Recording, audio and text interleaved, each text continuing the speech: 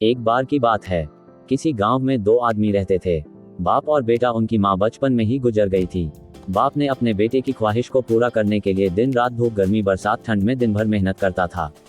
धीरे धीरे उनका लड़का बड़ा हो गया और वह भी अपने पिताजी से बहुत प्रेम करता था। फिर जब वह लड़का जवान हो गया तो उनके पिताजी ने उसे शादी करने का प्रस्ताव रखा, ताकि घर में खाना पीना बनाने में परेशानी दिक्कत ना हो। अब उनकी शादी हो गई, तीनों खुशी खुशी रहने लगे। फिर एक दिन वही हुआ जो आजकल के अधिकतर दंपति करते हैं।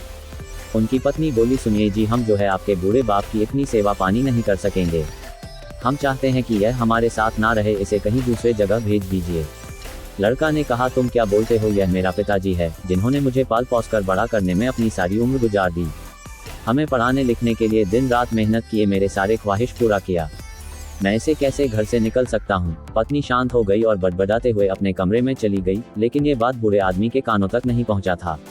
कुछ महीनों तक यही सिलसिला चलता रहा। कुछ महीने बाद पत्नी ने ठान लिया कि आज फैसला होके रहेगा, या तो बूढ़ा इस घर में रहेगा या मैं, यानी बीच में झंडा गड़ दिया और अपने पति से बोली कि तुम्हें दोनों में से किसी एक को चुनना होगा।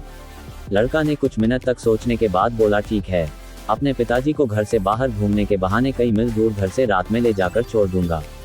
दोनों ने मिलकर षड्यंत्र रचा। जैसे रात हुई, लड़के ने अपने पिताजी से कहा कि चलो पिताजी, आज कहीं घूमने चलते हैं। बूढ़े व्यक्ति को धीरे धीरे एहसास होने लगा, फिर भी वह बिना बोले साथ में निकाल दिया। घर से काफी मील दूर जाने के बाद जंगल में रुक गए और लड़के ने बोला, बस पिताजी, तेरा मेरा यही तक का सफर था। अगर आप घर में रहोगे तो फिर मेरी पत्नी हमको छोड़कर चली जाएगी, इसलिए मैं मजबूर हूँ और मैं उसे किसी भी कीमत पर नहीं खोना चाहता हूँ। अब मैं चलता हूँ। जब लड़का वापस आने लगा तब पीछे से रोते हुए स्वर में धीरे से आवाज आया और उसके पिताजी ने बोला, बेटा, तुम हमको यहाँ मत छोड़ो, क्योंकि यही वह जगह है जहाँ आज से हमने 30 साल पहले चिन्ह दिया था और यहीं पर हमने भी अपने पिताजी को लाकर छोड़ा था। और आज तुम भी यहाँ चिन्ह देकर जाना, क्योंकि आज से कुछ साल बाद तुम्हें भी इधर आना है। मॉरल ऑफ द स्टोरी, आप जो करते हैं भले ही इंसान नहीं देख रहा है, लेकिन ऊपर वाले के पास सबका लेखा जोखा रहता है। कर्म फल आज नहीं तो कल भोगना पड़ता है। दोस्तों, ये कहानी आप लोगों को कैसा लगा, आप अपना राय जरूर कमेंट में दें। धन्यवाद।